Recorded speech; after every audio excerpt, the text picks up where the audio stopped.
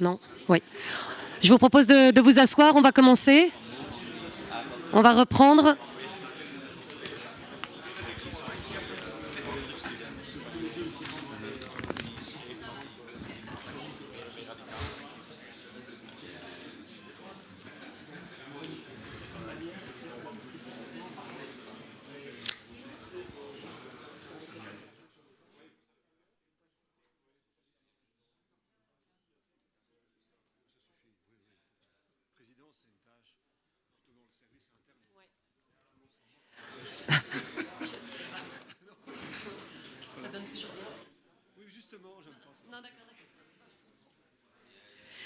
Donc,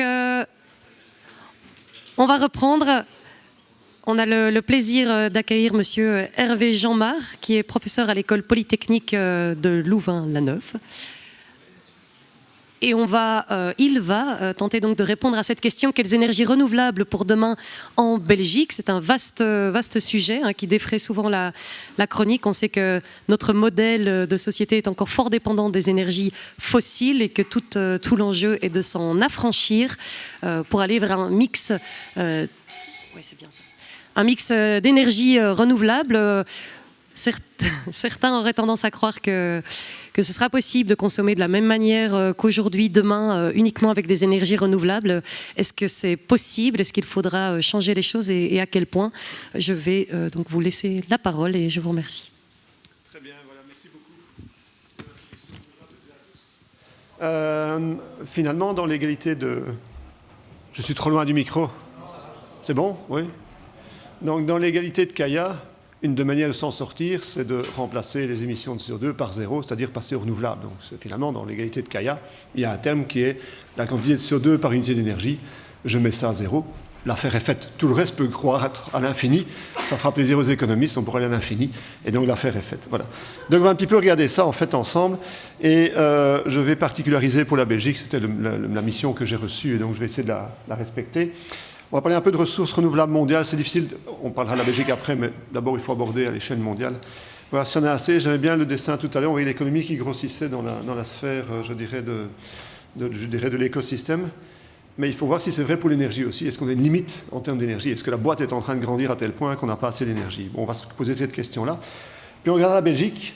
Et là, j'ai un peu élargi, donc on parle d'énergie renouvelable. Vous allez voir, je vais un petit peu élargir le débat parce qu'on n'y est pas encore. Et donc, il faut regarder un petit peu la transition. Ce sera le court chemin vers 2050. C'est juste 2 slides pour vous montrer que, oui, on aimerait bien aller vers du renouvelable, mais comme on n'y est pas, il faut voir comment on va faire pour y arriver et dans quel délai. Et puis, je me lance... je cite le mot économique, vous voyez, donc je me lance dans un sujet qui n'est pas le mien au départ. Je vais vous parler de l'impact économique des énergies renouvelables parce qu'il y a un petit élément là d'intérêt, en tout cas que l'on trouve intéressant, que je voudrais partager avec vous en fait. Voilà. Et principalement, singulièrement avec nos amis économistes. Enfin, j'en vois 2 ici devant moi, mais il y en a certainement d'autres dans la salle à ce niveau-là. Voilà, alors, j'ai aucune idée de l'heure. Quand vous avez faim, vous m'arrêtez. Mais c'est peut-être déjà le moment. Et alors, effectivement, si je suis trop long, il faut me... Bon, en plus, je peux en parler 2 heures de celle-ci, donc on va essayer d'aller vite. Alors, je commence par un petit schéma qui est imbuvable. À ce niveau-là, il n'est pas imbuvable, en fait. Les choses sont assez simples. On a vu la frontière tout à l'heure. Le système, il est fermé, effectivement. Il n'y a pas de masse. Bon, on envoie quelques satellites dans l'espace, mais il n'y a pas beaucoup de masse qui change. L'énergie n'est pas tout à fait fermée, heureusement. Sinon, on n'aurait pas de rayonnement solaire qui nous arriverait. Donc, en haut à gauche, il y a le rayonnement solaire, et puis c'est sa conversion en une série d'éléments. Donc, les flèches qui s'amenuisent, ce sont les flux, et les bulles, ce sont les stocks. Et donc, on doit puiser là-dedans pour se nourrir, pour nos besoins énergétiques. Et il y en a énormément, en fait, d'énergie solaire qui arrive. Donc ça, il n'y a vraiment pas une question de quantité. C'est un message qu'on entend depuis longtemps, qu'il y a énormément d'énergie solaire qui arrive. Et donc, on serait bien bête de ne pas être capable de les exploiter pour satisfaire nos besoins. Mais il y a quand même un petit twist dans l'histoire. C'est qu'en fait, vous voyez des triangles avec des flèches, enfin des triangles hachurés. Ce sont alors, techniquement des destructions d'exergie, mais je ne m'attends pas à ce qu'on puisse traduire ça en néerlandais. D'ailleurs, je n'ai aucune idée de comment on peut dire exergie en néerlandais. Peu importe, ça veut dire qu'on perd beaucoup. Alors, je vais illustrer ça, parce qu'il faut illustrer. En fait, on reçoit énormément, mais il y a beaucoup qui est détruit. Parce que quand le vent, c'est quoi? C'est du rayonnement solaire. Ce n'est que ça. Bon, et entre le rayonnement solaire et le vent, eh bien, il y a beaucoup de mécanismes qui doivent se dérouler au niveau physique. Ce qui fait qu'on perd énormément. Et donc, on reçoit 31 000 terawatts. Alors, c'est gigantesque, hein. À l'échelle mondiale, on en consomme 20. Donc, on est à l'aise. Hein. Mais transformer l'énergie cinétique, c'est le vent et les vagues, puisque le vent induit les vagues. Enfin bref, je ne vais pas faire un cours de physique de base, mais vous avez compris. Il n'en reste plus que 870 d'énergie cinétique, et puis quand on a les potentiels, ce qu'on peut exploiter, etc., mais il n'en reste plus beaucoup. Donc il y a énormément d'énergie, mais la récupérer n'est pas simple.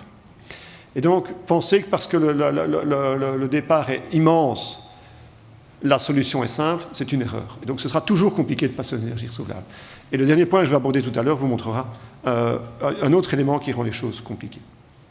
Voilà, toujours est-il que quand on regarde ça, et qu'on traduit ça en différentes formes d'énergie, toutes au départ du Soleil, eh bien, celles qui ressortent du lot, et ça ne vous étonnera pas, c'est le Soleil, donc l'énergie solaire. Donc, alors, on représente quoi ici? On représente une série d'études, c'est une méta-étude d'études.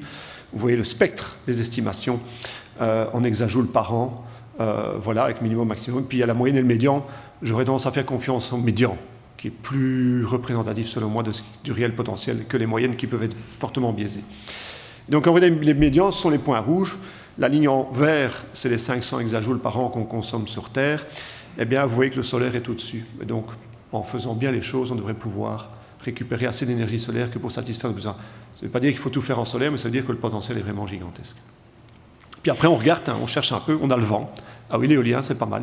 Effectivement, et on ne s'y trompe pas, quand vous regardez les énergies renouvelables qu'on met en avant, énergie dite moderne, eh bien on retrouve ces deux-là, c'est logique, le potentiel est important. L'hydro, on aime bien, mais les potentiels sont limités. Et puis, il y en a une sur la gauche, je ne citerai pas les autres parce qu'il n'y a pas besoin d'aller dans le détail. Celle sur la gauche, c'est la biomasse, mais la biomasse, ça c'est la grosse question. Est-ce qu'on est capable d'exploiter la biomasse de manière renouvelable?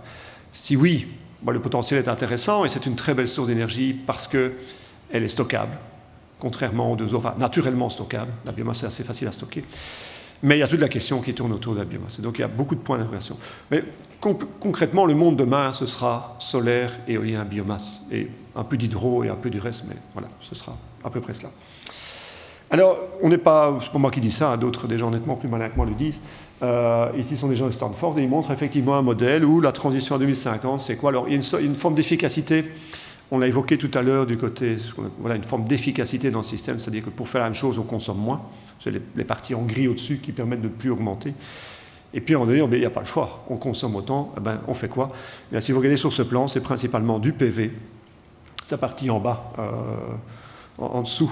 Et puis, il y a du PV plus utilitaire. Donc, PV à l'échelle domestique, PV à l'échelle plutôt utilitaire, c'est-à-dire des champs solaires, pour dire les choses simplement. Et puis, vous avez le vent en bleu, offshore et onshore. Et puis, point à la ligne. Ils ne veulent pas mettre de biomasse parce qu'ils disent que ce n'est pas soutenable. Et donc, ils ont fait le choix de dire le monde, demain, ce sera du PV et de l'éolien. Et ça tient la route par rapport au potentiel. Donc, tout ça, c'est pas fait, hein, mais ça tient la route du point de vue du potentiel. Et donc, c'est très bien comme cela, et tout va bien se passer. Alors, pas tout à fait. Et j'introduis, mais je reviendrai dessus tout à l'heure. C'est pour ça que je dois aller assez vite pour éviter de ne pas faire la dernière partie qui est la plus intéressante pour vous, pour moi. Voilà, le reste, c'est pour me faire plaisir. On va parler du retour énergétique. Et c'est quand même un point important parce que, oui, le renouvelable, c'est super. On se dit, pourquoi est-ce qu'on... Enfin, déjà, on l'a fait depuis toujours, la biomasse, elle est là depuis très très longtemps. C'est la première forme d'énergie, je dirais, exploitée par l'homme. Si j'exclus simplement le rayonnement solaire pour se réchauffer. Hein. Un peu, je dirais, un peu d'ingénierie. La biomasse, c'est la première. Donc, pourquoi elles ne se développent pas plus? Il doit quand même avoir des freins. Si c'était aussi facile, on aurait tous des panneaux solaires sur nos toits, on aurait tous des éoliennes et on n'exclurait plus de pétrole ni de rien. Alors c'est bien qu'on a accumulé un passif du côté, mais si c'était facile de changer, je pense qu'on irait un peu plus vite que le rythme auquel on est aujourd'hui. Alors c'est une question de retour énergétique, c'est-à-dire combien je produis par rapport à combien j'ai investi. Attends, je sais qu'il y a beaucoup de spécialistes, je ne vais pas dire que les panneaux solaires coûtent plus cher que ce qu'ils rapportent, etc. Ce n'est pas ça l'idée, mais je voudrais quand même montrer quelques chiffres à ce niveau-là. C'est pour la production d'électricité et on classe les technologies. Il faut regarder la partie bleu ciel, donc c'est l'intermédiaire, et on classe les technologies par retour énergétique, donc celles qui rapportent le plus par rapport à l'énergie investie. Donc je mets 1 gigajoule, combien j'en récupère? 20, 30, 40, 50. On voit déjà que ce n'est pas 100. La plupart du temps, quand on fait l'électricité, on est plutôt entre 0 voilà, et 30, on va dire. Et donc de gauche à droite, à gauche, on a le nucléaire, et puis on a les barrages qui sont très bons, et puis on a du charbon, et puis on a les centrales au gaz, et puis on a une série de choses. Et malheureusement pour nous, et c'est un point important, les énergies renouvelables, à part l'hydro qui est une exception, mais le potentiel, on l'a vu, n'est pas énorme. Les énergies renouvelables sont plutôt sur la droite. Donc elles ont un retour énergétique qui est plus faible que celui du pétrole. Voilà. Alors on peut dire que ce n'est pas grave, c'est juste une caractéristique, voilà, on m'indique qu'elles sont intermittentes, etc. On en tient compte et puis on agit.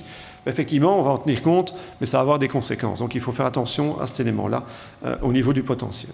Voilà. Alors, on a tracé des courbes qui, justement, plutôt que d'avoir un potentiel en disant « Ah, il y a autant d'énergie renouvelable, solaire ou éolien », on a fait des courbes qui présentent le retour énergétique en fonction de la quantité. Par exemple, pour l'éolien, c'est les courbes, la courbe en rouge, qui est masquée au début, mais vous la voyez en rouge. Eh bien, il n'y a pas beaucoup de très bons sites, en fait. Quand on aura mis des éoliennes offshore sur les côtes de l'Angleterre, sur les côtes européennes, etc., bah après, malheureusement, l'éolien, ce n'est pas excessivement bon. Et donc, il y a des zones sur Terre où on peut mettre de l'éolien, mais le retour énergétique sera plutôt proche de entre 5 et 10. Bah, c'est bas, hein, 5 et 10. Donc, j'investis 1, je récupère 5. Pas grand-chose. Le solaire, c'est beaucoup plus plat, mais ce n'est pas terrible non plus, c'est-à-dire que le maximum est proche de 10. Donc, quand j'investis 1, je récupère 10. Voilà. C'est beaucoup moins que le pétrole de l'époque, où c'était du 1%, ou du 100 pour 1, dans ce sens-là.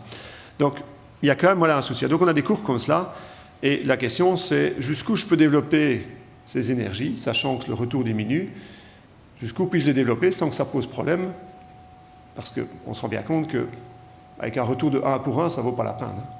Vous êtes d'accord avec moi? Si j'investis 1 et que je récupère 1, c'est quand même beaucoup de bruit pour pas grand-chose. Donc, évidemment, c'est bien l'avance là que ça pose problème. C'est plutôt quand je suis à 5, 6, bah, beaucoup de questions se posent déjà. Certains papiers disent, en dessous de 5, on ne fait pas. Bref, voilà, donc la question se pose. Donc je vais revenir là-dessus tout à l'heure. Voilà. Et donc c'était juste une petite vision sur le mondial rapidement, à ce niveau-là. Alors pour la Belgique, nouveau des graphes, je commence toujours par un graphe compliqué, désolé. Pour la Belgique, on doit d'abord regarder ce dont on a besoin. Avant de savoir comment on va l'alimenter, il faut regarder ce dont on a besoin et travailler là-dessus. Alors on se dit, oui, mais c'est la mobilité qui pose problème. Regardez toutes ces bagnoles qui polluent et qui consomment plein de fuel. Pas du tout, c'est le chauffage domestique qui est le plus coûteux en Belgique. Donc c'est ça qui représente la plus grosse consommation. C'est vous chauffer. Si vous comptez, si vous regardez ce que vous payez, alors, non, il y a des taxes différentes, mais si vous regardez ce que vous payez pour le chauffage par rapport au fuel, eh bien, une grande partie de la population paye plus pour se chauffer que pour se mouvoir. Voilà. Donc, gros consommateur, chaleur basse température, de l'électricité évidemment, de la chaleur haute température, de la mobilité dans tous les sens. Et alors, une particularité belgo-belge, mais c'est vrai aussi pour les Pays-Bas et un peu pour l'Allemagne, on a une grosse consommation d'énergie pour faire autre chose que de l'énergie. Donc, Port d'Anvers est très puissant et très, très bien placé au niveau mondial pour faire la conversion de flux énergétiques en flux matière. Et donc, je prends du pétrole pour en faire du plastique, pour simplifier. Hein, c'est un peu ça l'idée. Ouais, mais ça nous coûte, hein, ça, parce que ça fait du pétrole importé. Quand je fais les bilans, on importe pas mal de pétrole. On en fait, alors c'est pas uniquement du plastique, on fait des produits intermédiaires qui sont après réexportés. Et donc on a une grosse activité économique qui est liée à cela. Alors c'est pas des éoliennes et des panneaux solaires qui vont pouvoir faire cela, hein, parce que c'est du flux électrique, je ne peux pas faire de la matière avec ça. Et donc, quelque part, pour maintenir cette activité, j'ai besoin d'avoir des flux physiques de molécules que je vais pouvoir convertir. Donc c'est une complexité. Voilà. Et donc vous avez déjà compris que si je fais juste de l'éolien du solaire en Belgique, le port d'Anvers, on peut dire qu'il sera fini, mais il sera beaucoup moins puissant que ce qu'il est aujourd'hui. Et je ne sais pas si c'est souhaitable, hein, donc ça on doit en discuter. Voilà, alors on aimerait bien alimenter, donc c'est la partie de droite, hein, c'est ce qu'on consomme, la partie de gauche c'est comment on va le produire. Alors on dit, bah, tiens, on va prendre du renouvelable, et donc ça c'est les estimations des potentiels. Alors, je sais bien que c'est des chiffres dans tous les sens, mais vous allez vous habituer, vous allez comprendre le message. Photovoltaïque, on a plus ou moins 4,5 gigawatts, c'est des chiffres qui datent un peu, mais aujourd'hui on a plus ou moins 4,5 gigawatts installés, l'équivalent de 4-5 bons réacteurs nucléaires. Et on ne met pas de limite en fait au départ. On dit le photovoltaïque, bon, si je peux en mettre sur tous les toits, je peux en mettre sur tous les champs, je peux en mettre partout, donc on n'a pas fixé de limite claire à ce niveau-là. Pour l'éolien, on les connaît. Des gens comme Engie, des compagnies comme Engie, etc., ont beaucoup travaillé sur le potentiel et ils ont regardé où puis-je mettre des éoliennes en Belgique, offshore. Voilà, alors on peut bien créer un champ en plus, etc. En onshore, il y a tellement d'endroits où c'est infaisable suite à la densité de population que le potentiel est ce qu'il est.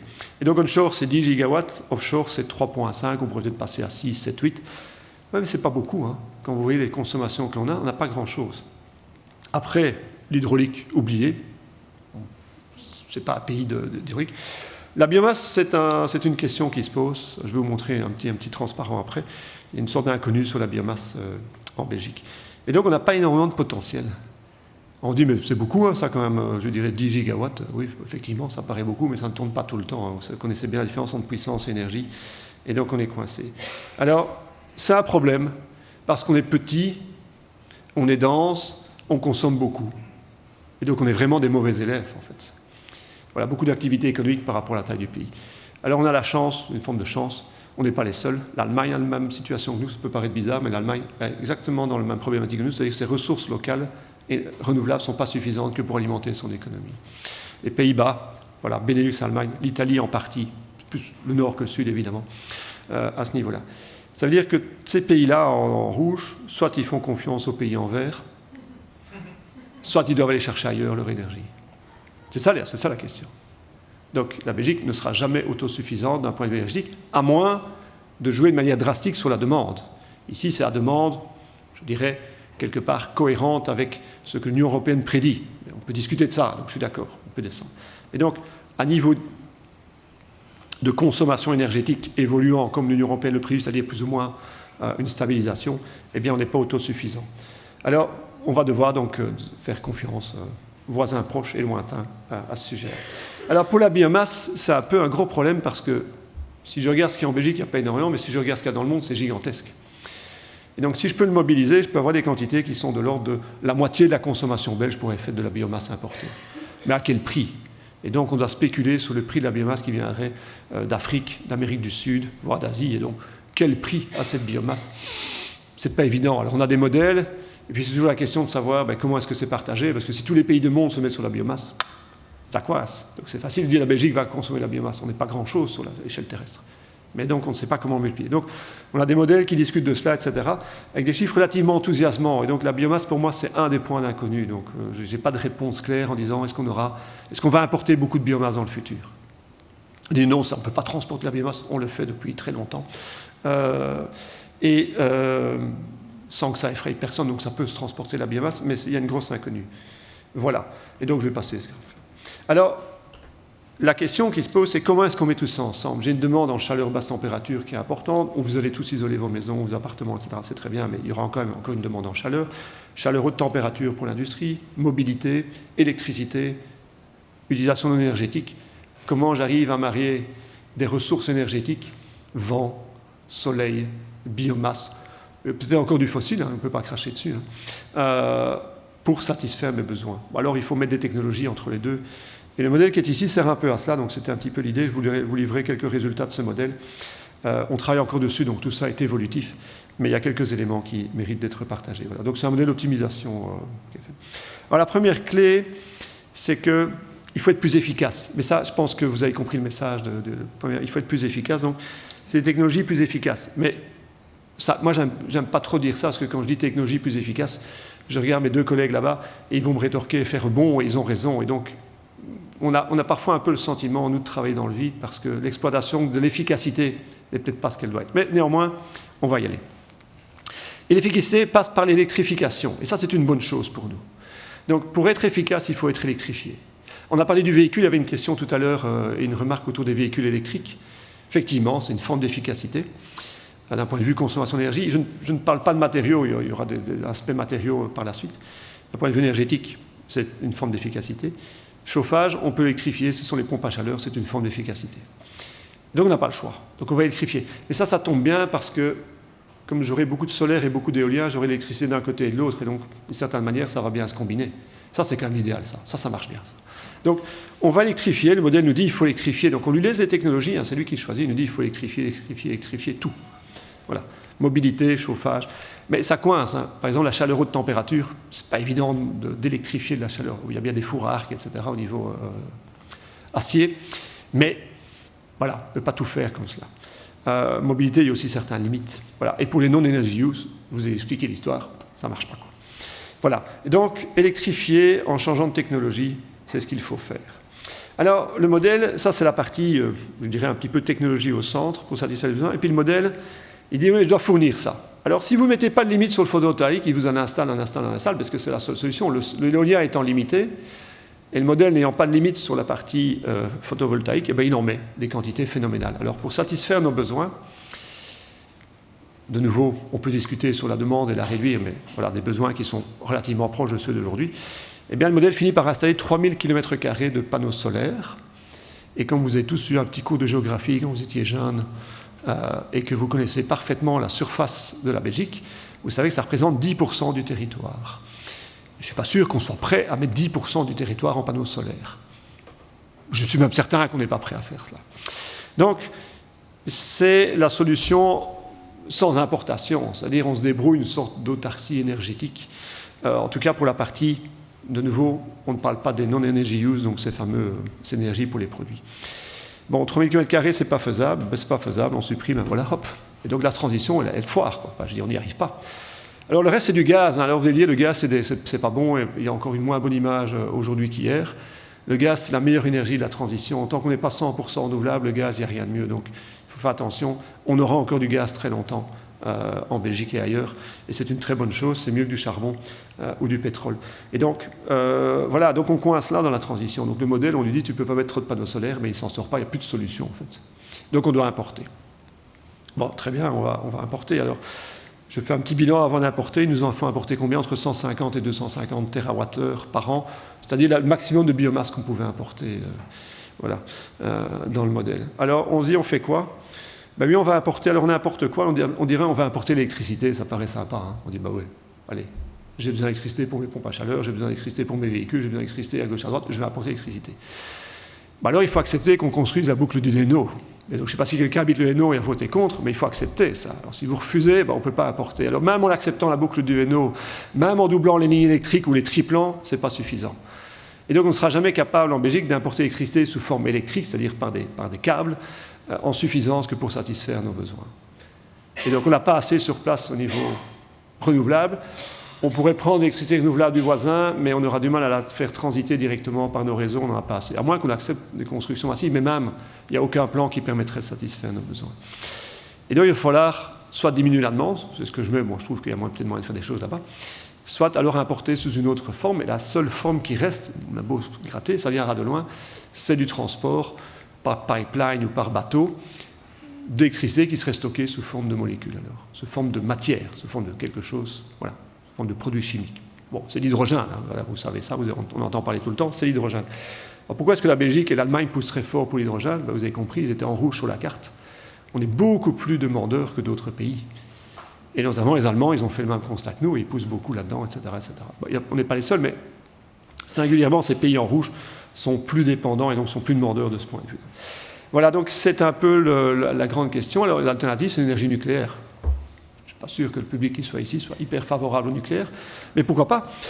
C'est une piste aussi, il faut en discuter sérieusement, il y a des avantages et inconvénients, mais je ne suis pas sûr que construire des flottes de bateaux, des pipelines pour faire venir l'hydrogène n'ait pas de conséquences, de même que construire des lignes électriques, donc c'est une question de quelles conséquences on accepte par rapport à celles qu'on n'accepte pas. Le nucléaire est une piste aussi. Alors, la clé pour la Belgique, quand on regarde ça, c'est de tout faire. C'est le mix. Mais oui, ça paraît, c'est plus résilient, on est d'accord. Donc, mais le modèle, il n'est pas résilient, c'est d'optimisation linéaire, il n'a pas d'intelligence. Juste, quand on met tout, c'est moins cher, c'est plus facile. Donc, on autorise des importations d'électricité. Bah oui, faisons-le. Si on peut importer, nos voisins, les Français notamment, pourront produire beaucoup. Importons de chez eux. On met de la géothermie, je ne vais pas parler, mais on peut avoir un petit potentiel géothermique. C'est un des axes, notamment du gouvernement wallon, c'est de développer la géothermie profonde. Pourquoi pas? Et je sais qu'en Flandre, il y a aussi des projets et des ambitions. Le nucléaire, bon, voilà. Des fuels renouvelables, voilà, on met tout. Et comme ça, le modèle arrive à s'en sortir et arrive à nous fournir quelque chose. Alors, on n'a pas travaillé sur la demande, donc on pourrait rajouter, je diminue la demande. Et effectivement, ça soulage tout. Dès que je diminue, je soulage le problème. Et on arrive, du coup, effectivement, alors... Comme c'est basé sur une optimisation sur prix, il a tendance à mettre le maximum de potentiel du nucléaire. Donc on pourrait changer ça. Mais voilà. Vu les prix estimés, le nucléaire est intéressant. Sinon, vous voyez, voilà un petit peu ce qui peut se passer quand on va de gauche à droite, qu'on diminue nos émissions. Eh bien, effectivement, d'abord, on reste au gaz naturel un certain temps. Le vent est déjà intéressant, donc on en met tant qu'on peut, très bien. Géothermie, mais sur le potentiel, il y a à discuter. Donc le gaz naturel, on voit bien qu'il est à gauche, il vient au début, puis il disparaît au profit de géothermie, solaire, biomasse, et importation à ce niveau-là. Alors, ce n'est pas très clair comme graphe, et donc je vais vous en présenter un autre, qui est plutôt le chemin le plus court, voilà, qui est ici. Alors, ça, c'est la transition calculée. Donc, le modèle calcule toute la transition temporelle, c'est plus clair, hein, de 2015 à 2050. Et voilà ce qu'il dit. Il dit, eh bien, et tout ça, il y a des technologies derrière, hein, on développe le vent et la biomasse rapidement, oui. Biomasse endogène ou importée, c'est très bien, c'est déjà efficace aujourd'hui. Hein, je veux dire, la biomasse, on maîtrise ça. Je veux dire, une chaudière biomasse, je peux vous en vendre une demain. Hein. C'est des technologies extraordinaires qui sont déjà en place. L'uranium est en phasing out, comme vous le voyez. Le charbon, c'est juste pour la sidérurgie à Guerin. C'est les derniers utilisateurs de charbon, un peu de choses près en Belgique. Voilà, mais donc ça se maintient, puis ça disparaît, peu importe. Le gaz naturel est très présent. L'électricité importée, vous voyez, des hauts et des bas, mais qui est toujours là. Et au fur et à mesure qu'on diminue, on est plus efficace, donc on consomme moins, le solaire se développe, et on commence à importer de l'hydrogène et du SNG, qui est du gaz naturel synthétique. Sous quelle forme on va importer l'hydrogène, c'est une grande question. Est-ce que c'est sous forme de H2 directement, sous forme d'ammoniac, sous forme de méthanol, sous forme de CH4? Ça reste un peu une inconnue, mais globalement, on voit ici deux formes d'importation qui ne sont pas négligeables. Hein. Ces deux parties d'importation sont loin d'être négligeables pour la Belgique. En termes de quantité, bah, c'est ce qu'on évoquait dans les slides précédents. Voilà. Et donc, la transition, gaz naturel très abondant, il disparaît qu'en 2050, quand je dois être à zéro. On peut disparaître en 2025, hein, je pourrais dire en 2025, plus de gaz naturel, mais ça force à aller beaucoup plus vite dans la transition. Déjà que 2050, c'est court. Donc si on se dit, je veux plus de gaz naturel en 2035 en Belgique, ça va être excessivement compliqué à mettre en place. Voilà. Donc on en est là, mais voilà, ça n'est pas une raison pour ne pas agir. Alors, au bout du compte, eh bien, en 2050, on devra avoir environ, alors on va arriver ça comme ça, on va s'améliorer pour une série, un pourcentage, vous voyez, par rapport au business as usual, on va s'améliorer d'un certain pourcentage, c'est le gris au-dessus. On va importer l'électricité avec les capacités légèrement renforcées, existantes, mais légèrement renforcées, c'est le bleu. On va importer des fuels renouvelables. Donc, à côté d'électricité renouvelable, on va importer des fuels renouvelables pour l'équivalent de 35% d'émissions en moins de CO2. Et puis le reste, ce sont des renouvelables locaux. Et donc ça, c'est la structure renouvelable en Belgique en 2050. On fait ce qu'on peut localement et le reste, on importe. D'où, c'est toujours ouvert. Hein. Donc, j'ai parlé de pays proches, pays lointains. Quand on en est sur des fuels, si je veux importer d'Australie, c'est pas très cher. Donc il faut casser l'image que transporter l'énergie, ça coûte cher. Ça coûte cher quand c'est des réseaux électriques. Mais sur un bateau, une fois que c'est mis sur le bateau, que ça vienne d'Australie, du Qatar, du Chili ou du Maroc, le coût n'est pas démesurément différent. Donc transporter sur des longues distances par bateau, ça ne coûte pas cher. Et donc, on aura ces fuels renouvelables qui vont être importés. À moins qu'on décide de consommer moins. Donc, ici, c'est à demande, je le rappelle, constante. Et donc, on pourrait très bien imaginer qu'on travaille sur la demande. Mais que supprimera-t-on si on travaille sur la demande? Une partie du fuel, mais est-ce qu'on pourra totalement le supprimer? La réponse est sans doute non, pour les raisons qui ont été évoquées dans l'intro, de stockage, intermittent stockage, etc., etc., etc. Avoir une partie de la production qui est contrôlable, ce n'est pas un luxe, c'est une nécessité. Donc là, il y a un enjeu à ce niveau-là. Voilà, donc ça, c'est voilà comme ça que j'envisage, on en discutera, hein, c'est le but, la Belgique en 2050. Alors j'en viens à ce que, à mon avis, vous intéresse le plus, et je vais passer un peu plus de temps là-dessus. Là, c'était là trop pour arriver à cela. C'est l'impact économique des énergies renouvelables, parce que c'est sans doute quelque chose que vous connaissez moins, et c'est quelque chose qui m'interroge, et donc je vous sollicite pour me challenger là-dessus. C'est une thèse qu'on a fait avec Élise Dupont, que j'ai déjà mentionné au début, sur, en fait, il y a le retour énergétique diminue, est-ce que c'est grave? Donc c'est ça la question de base. C'est par rapport à la situation existante, on sait que le retour sera plus faible, est-ce que quelque part ça peut avoir une conséquence économique? Pour dire non, juste c'est un chiffre qui change, ça ne change rien d'autre, ça n'a pas d'impact. Donc ça c'est la vraie question. Alors, mais finalement, en creusant avec Élise, on s'est rendu compte que ça pouvait avoir un impact. Et je vous livre cela. Alors, le retour énergétique, c'est, pour rappel, l'énergie produite par une installation, une technologie, divisée par l'énergie investie. Très bien. Donc, on a un ratio plus grand que 1, tout se passe bien. Puis, il faut un peu creuser, parce que c'est quoi le dénominateur? Comment dois-je investir l'énergie dans mon système? Mais il y a deux formes d'énergie qui sont investies. La première, c'est l'énergie directe. Alors ça peut paraître bizarre, mais le système énergétique tourne, produit de l'énergie pour alimenter le système énergétique. C'est de l'autoconsommation. Voilà. C'est pas aberrant, mais c'est vrai que ça peut paraître un peu surprenant si on n'est pas habitué, mais donc le système produit, c'est comme un producteur d'électricité consomme de l'électricité. C'est un petit peu comme ça qu'on peut le voir. Mais c'est un peu plus compliqué que ça, mais c'est l'idée. Et puis, ça c'est la première composante. Et puis il y a une deuxième composante qui est en fait de l'énergie qui est produite, qui passe dans l'économie pour produire des biens, notamment des biens qui servent à construire les installations énergétiques. Et donc, dans une centrale au gaz, la turbine à gaz ou la tour de réfrigérant, c'est beaucoup d'énergie qui a été consommée pour les fabriquer. Et donc, le système énergétique s'auto-alimente de deux manières, une manière directe et une manière indirecte. Et c'est important de faire la distinction parce que ça n'a pas le même poids. S'auto-consommer directement quelque chose qu'on a fait, c'est pas l'idéal, on essaie de minimiser, mais quelque part la boucle est courte. Mais auto-consommer quelque chose qui a dû faire toute une boucle dans l'économie avant de revenir chez soi, on se rend compte que c'est plus lourd. Et donc ça a un impact sur l'économie, sur l'activité économique. Et donc, quand on parle de retour énergétique, plus que la valeur absolue, est-ce que c'est 5, est-ce que c'est 10, est-ce que c'est 15, c'est la constitution des dénominateurs qui est un enjeu. Et ça, voilà, c'est des choses qu'on a mises en avant dans la thèse d'Élise, et je mentionne un article pour ceux qui seraient intéressés en dessous. Alors, pourquoi est-ce que ça pose problème ? Parce qu'aujourd'hui, quand je regarde les chiffres, alors on prend les chiffres de l'IEA et on va chercher, on va gratter, etc., on essaie de représenter, tout ça est approximatif, déjà j'ai mis des décimales, j'aurais pas dû, mais tout ça est un peu approximatif, eh bien on se rend compte qu'une grosse partie du dénominateur, c'est le retour direct. Donc le système aujourd'hui est principalement fossile, et le système principalement fossile, il autoconsomme énormément de sa propre énergie. Voilà, donc il fait la boucle, il faut le circuit court, si vous voulez. Enfin, c'est une forme de circuit court, si vous voulez. Et le reste, une petite partie qui va dans l'économie et qui sert à construire l'infrastructure. C'est toutes les centrales que vous voyez. Vous dites, mais c'est bizarre. Ben non, c'est pas bizarre. Une centrale au gaz ou une centrale nucléaire, ça produit des quantités phénoménales d'énergie et l'infrastructure est relativement limitée. Alors ça peut paraître gigantesque, mais finalement c'est relativement limité. Donc à l'échelle mondiale, c'est la boucle directe aujourd'hui qui est la plus importante. Et ça pourrait changer.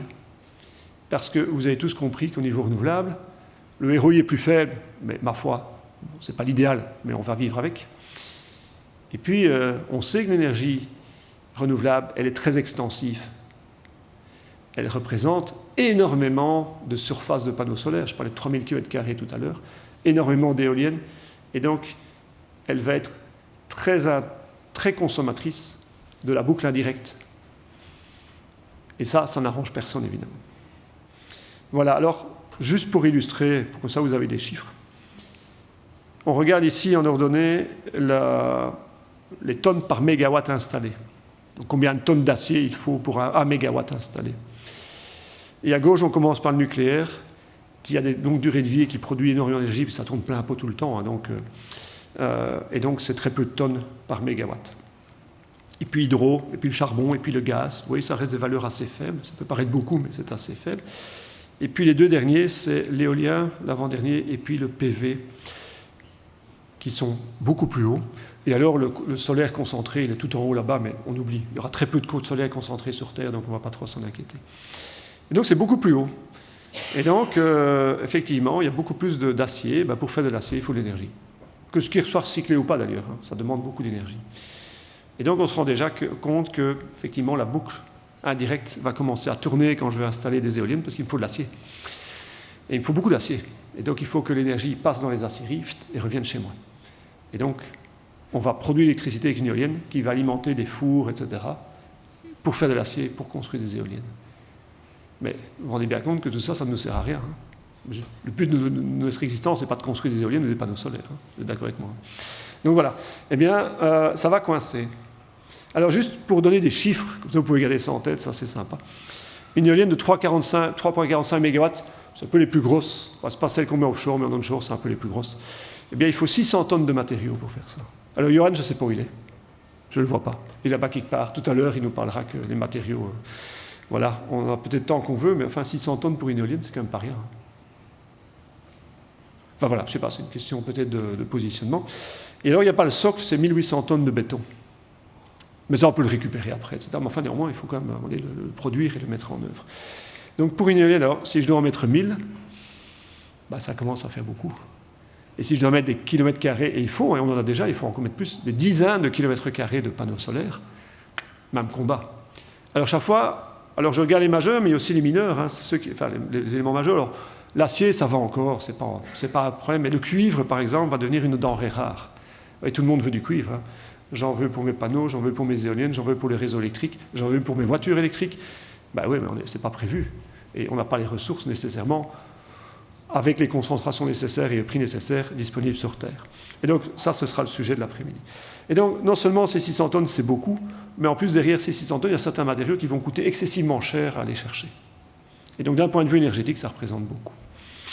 Voilà, ça, c'est pour vous convaincre que l'énergie renouvelable, la partie indirecte, va commencer à peser. Voilà. Alors, on met tout ça dans un modèle. On aime bien les modèles. Et on regarde un petit peu ce que ça peut donner. Donc, en fait, on a deux secteurs dans le modèle. Le premier, c'est le secteur énergétique. On le met en avant parce que c'est celui qui nous intéresse. Donc, on l'a isolé. Alors, c'est artificiel parce que c'est difficile de séparer des secteurs. Mais d'une certaine manière, on met le secteur énergétique d'un côté.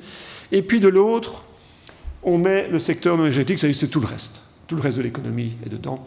Bon, il n'y a pas de détail à rien, c'est des modèles assez simples. Il ne faut pas rendre les choses plus complexes que nécessaire.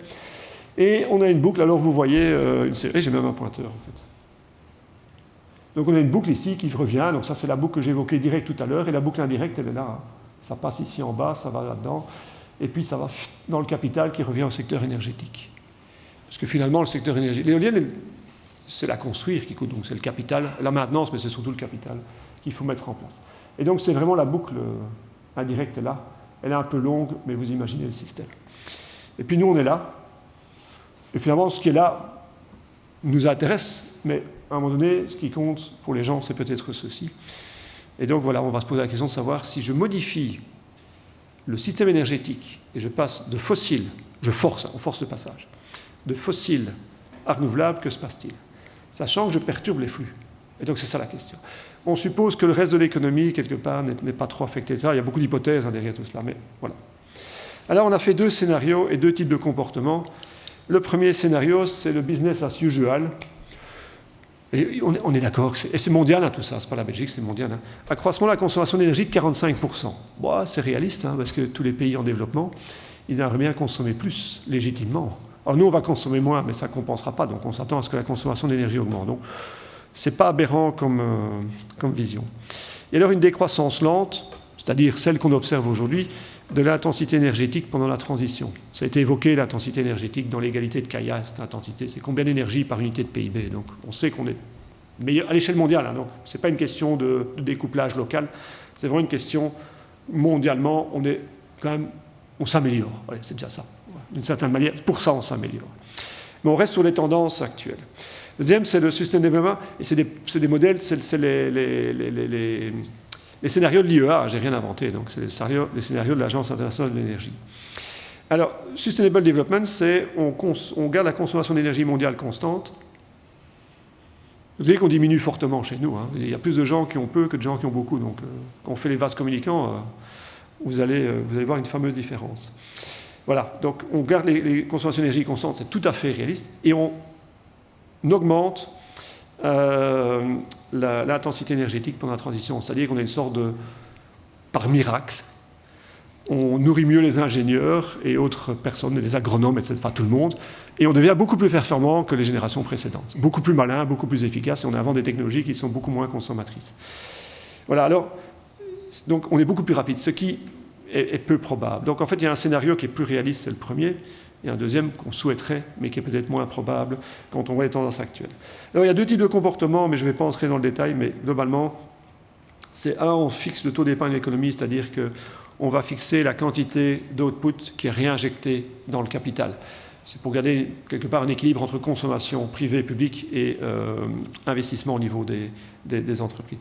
Mais je marche sous des œufs parce que je vois les regards de mes amis devant parce qu'ils vont m'avoir autour. Ils ont raison, parce que je ne suis pas un spécialiste d'économie. Et alors on regarde la préférence de consommation constante. Ça, on peut discuter de l'hypothèse. C'est-à-dire que les gens, entre l'énergie et les autres biens, quelque part, ils gardent la même répartition, en termes de prix, en termes de dépenses.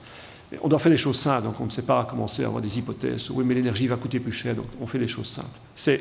L'idée, c'est de voir les tendances. Et quand on voit les tendances, ce n'est pas en jouant un peu là-dessus que ça va changer. Le deuxième, c'est qu'on garde une croissance du capital. Oui, parce que l'idée, c'est de voir si on pouvait faire la transition et garder la croissance. Ouais, c'était pour voir si la croissance verte, ça avait du sens. C'était un petit peu ça l'idée. Croissance du capital. Ça ne veut pas dire que vous consommez plus, ça veut dire croissance du capital. Et préférence de consommation constante, la même chose. Vous gardez les mêmes préférences entre énergie et autres biens. Voilà, donc on a testé ça. Ça donne quoi? Eh bien, comment dire ça? Ça ne va pas bien, évidemment. Vous vous rendez compte que ça va coincer quelque part. Alors, la première chose, c'est que si le taux d'épargne est fixe, si je ne suis pas capable d'investir dans le secteur énergétique suffisamment, je n'arrive pas à faire la transition. Je ne lui fournis pas le nécessaire, c'est-à-dire que vous limitez la quantité. Je vais même revenir en arrière pour vous montrer ça. Si vous n'augmentez pas la flèche ici, pour aller nourrir le secteur énergétique pour construire des éoliennes et des panneaux solaires, eh bien, ça ne peut pas marcher. Votre transition est lente parce qu'en fait, vous n'arrivez pas à construire les éoliennes et les panneaux solaires dont vous avez besoin. Donc la transition se fait au rythme où vous êtes capable de développer ce secteur-là qui est assez lent. Et donc on voit que la transition se fait très lentement. Alors le graphe s'arrête en 2100, donc on est déjà tous, je veux dire, on oublie le GIEC et tout ce qui va avec, c'est fini. Donc on n'arrive pas en fait. Business as usual, c'est épouvantable. Et le scénario de Sustainable Development est sympa, il est mieux, mais on n'y arrive pas quand même. Donc ça, c'est à préférence de consommation et taux d'épargne fixe. Donc c'est quelque part, on ne touche pas, je vais le dire comme ça, sous contrôle, on pourra discuter de ça, on ne touche pas vraiment à ce que je disais entre consommation privée et investissement dans le monde de l'entreprise.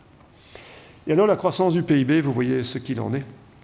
Elle s'atténue, mais finalement ça convient bien, puisque c'est dans la tendance logique. Donc ça va atterrir à zéro si on fait, enfin, on pourra diminuer. Mais donc là, ici, ça tend vers zéro, parce que le modèle ne permet pas que ce soit négatif, et donc ça tend vers zéro. Bon, ça ne marche pas. Et donc on va passer au deuxième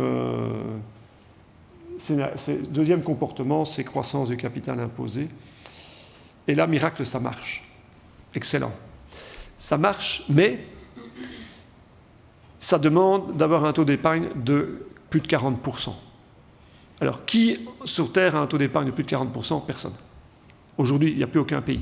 Je pense que la Chine l'a été il y a quelques années. Donc, si on prend la Chine d'entre 2000 et 2010, c'est-à-dire quand l'activité économique a fortement augmenté, mais pas au profit de la population, au profit des infrastructures, ils étaient effectivement dans un régime à 40% environ. Voilà. Je ne connais pas le chiffre exact, mais c'est l'ordre de grandeur. Donc on a 40% quand on développe, c'est un petit peu ça la transition énergétique, c'est développer des infrastructures, mais ça se fait au détriment de la consommation publique et privée.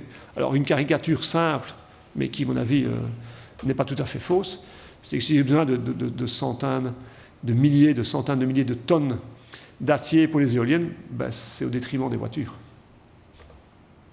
Et donc, au détriment de votre mobilité, il n'y a pas le choix. Je ne peux pas à la fois construire des éoliennes et construire des voitures pour tout le monde. Ça ne marche pas. Donc, le fait qu'on réinvestisse énormément dans l'industrie à hauteur de 40% pour achever la transition, c'est au détriment de votre consommation personnelle.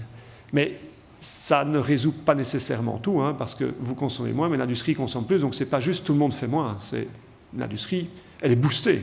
Voilà. Et vous allez voir après que c'est même plutôt pas mal. Néanmoins, le taux de croissance du PIB, on ne s'inquiète pas trop, mondial diminue.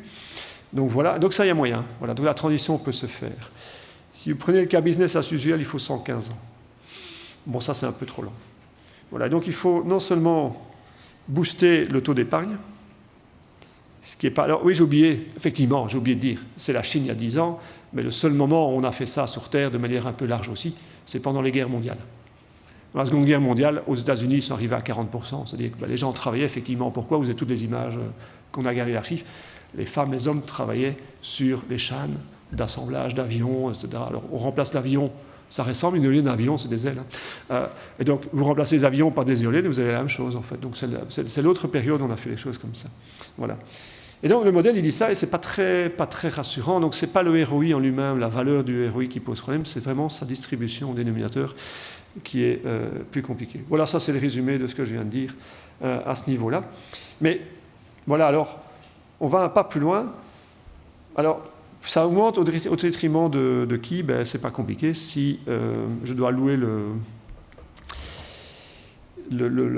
GDP de manière différente, c'est-à-dire le faire retourner dans le taux d'épargne, réinvestir dans le capital, ben, il faut bien que ce soit au détriment de quelqu'un, et donc c'est au détriment du travail, enfin des travailleurs et du capital. Alors, le modèle est un peu biaisé, parce qu'il préfère taper dans le capital, enfin dans ce qu'on appelle les capitalistes. Tout le monde l'est un peu des deux, hein. Donc les gens ont des revenus du travail, des revenus du capital. On tape sur le revenu du capital. Donc on supprime les dividendes, si vous voulez, pour faire simple. Plutôt que le travail, mais tout doit diminuer puisqu'on réinvestit énormément dans l'activité. C'est pas grave, comme vous consommez moins, tout ça, la boucle est bouclée. Hein. C'est une question de... Vous dépensez moins, vous avez besoin de moins de revenus, hein, c'est tout. Les choses sont claires. Bon, ça va. Bon, ça, c'est assez cohérent. C'est un autre modèle, hein, mais c'est exactement la même chose. C'est un autre chercheur, il a trouvé un super nom pour son modèle. Il l'appelle Temple. Vous avez le titre en dessous, donc il a bien fait ça. Donc c'est la même idée, mais un autre modèle. Donc chercheur suivant, chaque chercheur doit faire son modèle, vous savez ça. On a tendance à réinventer la roue. Hein. Si on arrivait à vraiment cumuler les connaissances aussi bien qu'on le prétend, on serait déjà sur Mars depuis longtemps. Hein. Voilà, donc chaque chercheur a besoin d'avoir sa petite empreinte. Donc c'est la même idée que le modèle précédent, mais c'est un nouveau chercheur. Et alors, c'est plutôt pas mal, ça fait de l'emploi. Il me semble que j'ai vu un graphe tout à l'heure aussi, il y avait l'emploi qui s'en sortait bien. Eh bien, l'emploi s'en sort très bien parce que comme il faut construire toutes ces éoliennes, tous ces panneaux solaires, toutes les infrastructures, eh bien, ça fait de l'emploi. Ça fait de l'emploi dans le secteur énergétique, mais ça fait de l'emploi dans les autres secteurs qui fournissent les biens qui permettent de construire le secteur énergétique. Et donc, on a des taux d'emploi. Alors, il était défini sur la population totale pour des raisons X, Y, Z, parce que comme c'est un modèle où la population mondiale évolue, on ne sait pas dire qui est jeune, qui est vieux, donc c'est sur la population mondiale que c'est calculé. Et donc, on a des taux d'emploi qui peuvent paraître faibles à cause de ça, mais qui sont très importants et qui augmentent. Super, plein d'emplois. Je parle trop fort? Trop vite? Oui, j'ai obligé de m'excuser avant de commencer, en disant que je parle excessivement vite et très mal, et donc ce serait un challenge pour vous. Et oui, effectivement, je devais le dire et j'ai oublié. Donc je suis vraiment désolé, oui. Voilà. Et ça fait sans doute une demi-heure qu'on me fait des signes, et moi je ne vois rien. Voilà, toutes mes excuses. Voilà. Et je le savais en arrivant, voilà. Ah, la misère. Enfin, misère pour vous, hein, moi, finalement. Voilà. Bon, j'en étais le taux d'emploi. Et alors, ça coince. Ça coince. Ça coince pourquoi? Parce qu'en fait, bah oui, les éoliennes et les panneaux solaires, on en met beaucoup, il faut beaucoup d'activités industrielles pour les alimenter, etc. Donc le prix explose. Mais l'État, il y a un État dans le modèle, dans le deuxième modèle, dans le premier, pas d'État, dans le deuxième, il y a un État qui fait son job, qui ne veut pas que l'inflation soit plus que 10% par an. Bon, on est à 8, enfin, pour le moment, donc ça va. Pas encore à 10. Bon, tout se passe bien. Donc, pourquoi le prix explose? Parce que simplement, il faut alimenter la boucle. Il faut bien que quelqu'un paye tout ça. Et ça se manifeste dans le prix de l'énergie. On va dire, mais alors les gens vont consommer moins. Voilà, il y a des éléments, mais pas totalement. Donc on ne peut pas réinventer. Tout le modèle ne peut pas dire tout ce qui va se passer sur Terre, évidemment. Donc on met l'État limite. Alors ça veut dire, ça peut paraître tout à fait aberrant, que l'État limitant les prix, le secteur énergétique n'est pas rentable. Bah oui, parce qu'il ne sait pas se payer puisqu'on limite le prix. Lui, il veut vendre son énergie à un certain prix parce que c'est le seul moyen de rentrer dans ses billes, et l'État ne veut pas. Et donc, on va subventionner le secteur énergétique. Et c'est un truc auquel je n'avais pas pensé. Moi, je me dis, le secteur énergétique, il va se faire du pognon à crever. Tout le monde a besoin d'énergie, tout le monde veut du renouvelable, ça va être... Mais non, parce que l'État va intervenir, logiquement, pour limiter les prix. Et donc, il va devoir subventionner le secteur énergétique. Vous dire, c'est pas grave, on a toujours subventionné le secteur des fossiles, du nucléaire, etc. Ben, vous devrez le faire avec le renouvelable aussi. Et donc, quand dire le renouvelable, c'est effectivement aujourd'hui c'est rentable, mais il y a un certain nombre de mécanismes qui font que ce soit rentable. Dans le futur, il faudra l'intervention de l'État parce que tout va augmenter. Oui, j'ai bientôt fini. Super. Voilà. Bon, le prix des biens augmente aussi, mais c'est moins critique. Vous voyez, ça ne monte que de 2 à 8% par an. Pouf, une bagatelle. Hein. Voilà, on est d'accord. Bon, il y a une difficulté. Vous voyez, donc la boucle, le changement pose des problèmes. Et voilà. Et donc j'en termine là-dessus. C'était bien calculé quand même, hein, mine de rien. Mine de rien hein. Donc les ressources renouvelables mondiales, il y en a. Ça, on ne doit pas s'en inquiéter. Donc la planète, ça va. En Belgique, on n'a pas assez sur place, et donc on a diminué notre consommation. On sait qu'on va devoir y arriver, mais c'est vraiment beaucoup. Le reste, on importe, sous forme d'électricité, sous forme de fuel.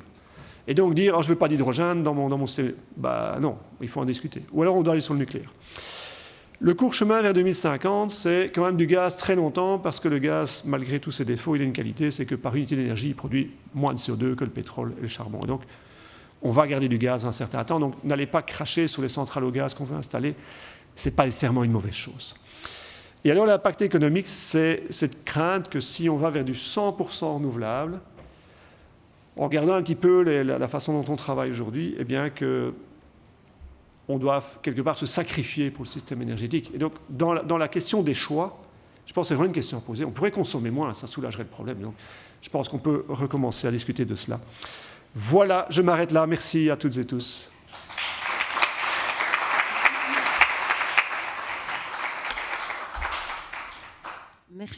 Merci beaucoup, Hervé Jeanmar. J'imagine que ça suscite des réactions. Donc, je vous propose de prendre la parole.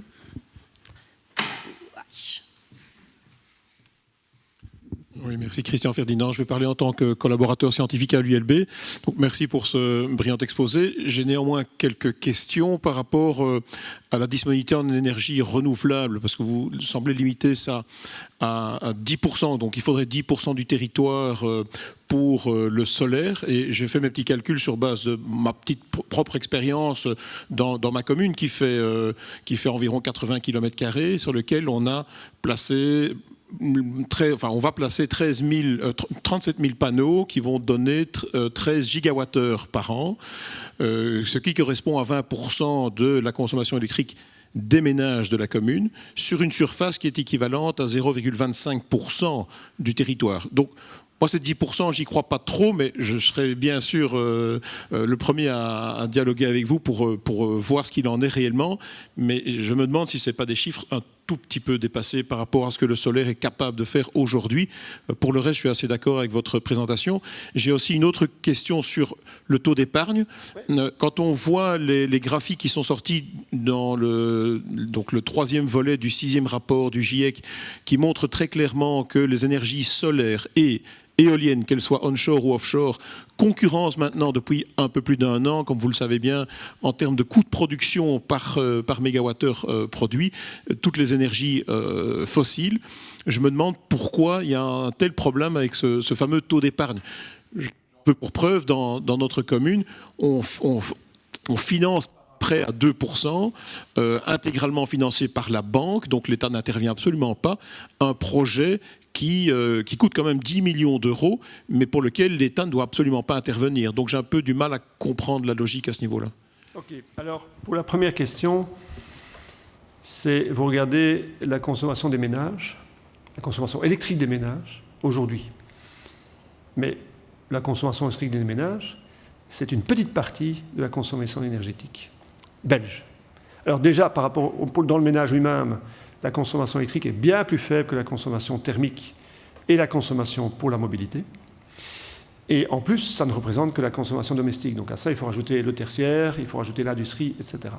Donc en fait, quand vous me dites que vous avez 0,25% du territoire pour l'électricité, pour les ménages, eh bien, je ne serais pas surpris que si vous vouliez satisfaire tous les besoins dont les gens ont besoin sur votre commune, c'est-à-dire y compris les services qui sont fournis à l'extérieur et qu'il faudrait quelque part intégrer dans la commune, eh bien, vous serez sans doute pas loin de la surface que j'ai évoquée.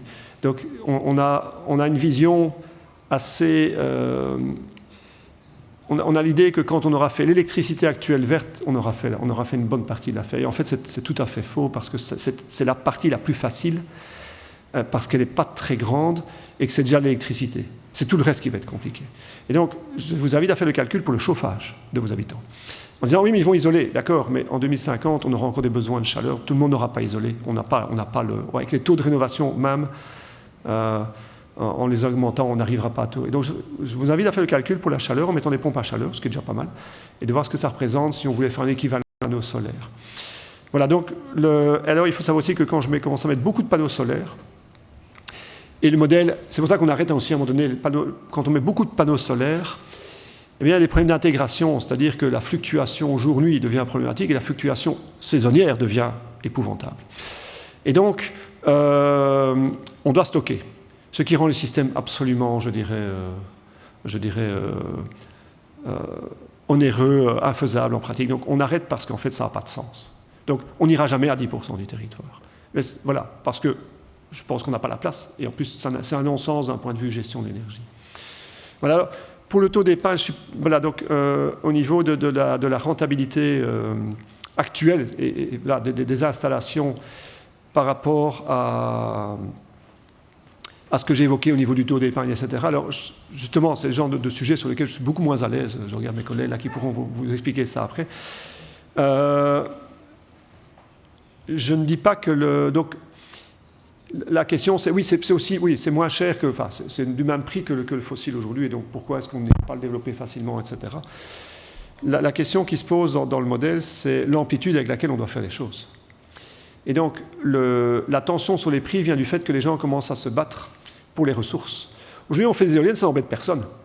J'ai besoin un peu de polymère, j'ai besoin de béton et d'acier qui sont disponibles. Mais à partir du moment où je le fais dans une boucle qui est énorme, c'est au détriment des autres secteurs. Et c'est là où le prix va, certainement. La tension va devenir beaucoup plus forte. Et donc, ça va tôt ou tard poser problème. Je comprends qu'en fait, ce n'est pas majoritaire aujourd'hui, c'est même vraiment minoritaire, l'énergie renouvelable, en termes de secteur économique. Je dirais, dans tout ce qui est fabrication des éoliennes, etc., on regarde les compagnies qui s'occupent de panneaux solaires et d'éoliens, ça ne représente pas grand-chose à l'échelle mondiale.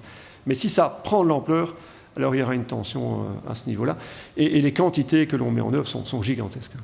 Voilà, alors, il y a sans doute à creuser parce que le modèle n'est pas un modèle complet non plus, donc on n'a pas d'État qui intervient autrement que pour limiter l'inflation, donc il n'y a pas de subvention au sens strict. Donc ça demanderait des discussions plus approfondies, mais avec un économiste autour de la table qui pourrait valider et renforcer ce que je pourrais raconter. Voilà. J'espère que ça répond à vos interrogations. Bonjour, Élie Tessier, je travaille chez Can Europe où je travaille sur les questions de scénario énergétique. En fait, là, j'ai une question par rapport au gaz. On a quand même aujourd'hui un contexte géopolitique qui fait qu'on a quand même des volontés politiques d'avoir un embargo sur le gaz russe.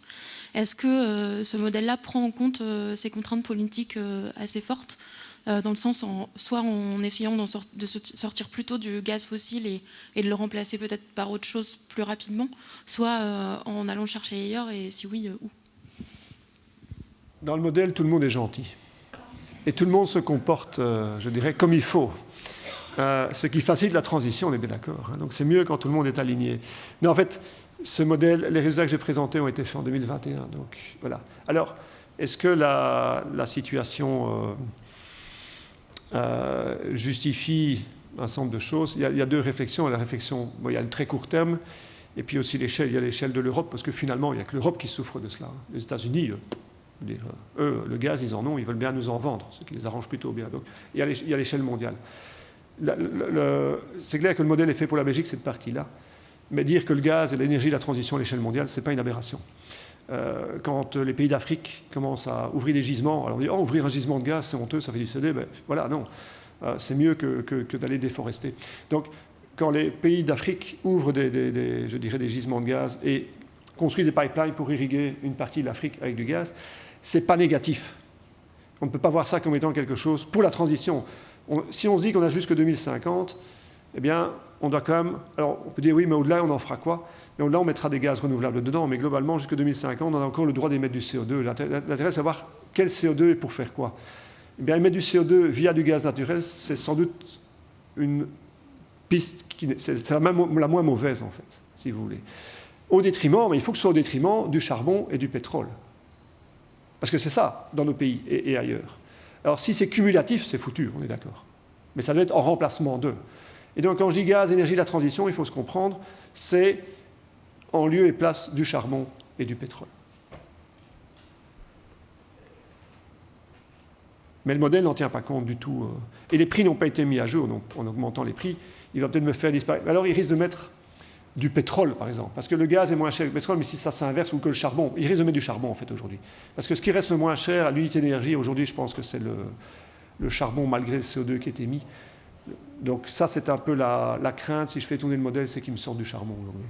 Ce serait un peu aberrant d'avoir un modèle transition belge avec du charbon, mais voilà, ça risque d'être cela, quoi. Voilà.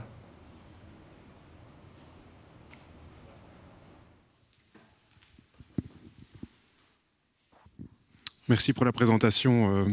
Très bien, je rejoins beaucoup d'éléments d'analyse. Je voulais reparler juste de ROI de l'éolien.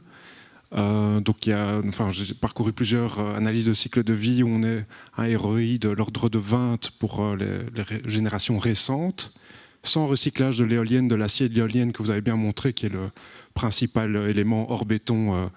Mais avec le recyclage, on monte à des ROI de 30. Et donc je me posais la question, est-ce que les ROI que vous avez présentés ici intègrent l'électrification, intègre aussi les lignes à haute tension, des batteries, etc. J'aimerais bien savoir si c'est purement sur les outils de production ou si ça inclut aussi tout le changement du système électrique. Pour expliquer pourquoi c'est aussi bas dans votre graphe. C'est le ROI au point d'utilisation. Donc c'est le ROI pour l'utilisateur, donc c'est-à-dire on tient compte du fait qu'il y a le réseau, etc. Alors on n'a pas tenu compte par contre du fait qu'il fallait peut-être avoir un système de stockage quelconque, etc. Donc, mais par contre le réseau est dedans. Donc le coût de réseau est représenté dedans. Alors il faut savoir qu'aujourd'hui, en termes d'éolien, c'est ça aussi il faut faire attention, la production mondiale aujourd'hui, elle est quelque part ici. Mais j'arrive pas, je vous dis, il faut zoomer pour la voir, elle est tout au début, en fait on est là.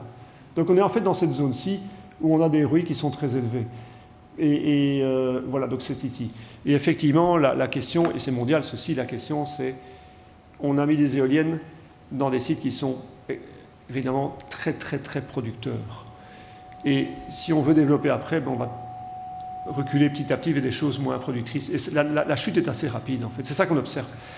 Et donc, dès qu'on voit un potentiel qui devient à l'échelle mondiale significatif, eh bien, si on s'écarte un peu de l'axe, aujourd'hui on est très proche, on voit que ça chute assez vite, et ça on le constate parce que les sites où on met... Alors, il y a plusieurs choses, donc les sites sont moins venteux, on s'éloigne un peu plus des zones habitées, ce qui fait que ça, au niveau câble, etc., c'est plus compliqué. Donc il y a toute une série d'éléments qui font que le système, le ROI diminue. Voilà.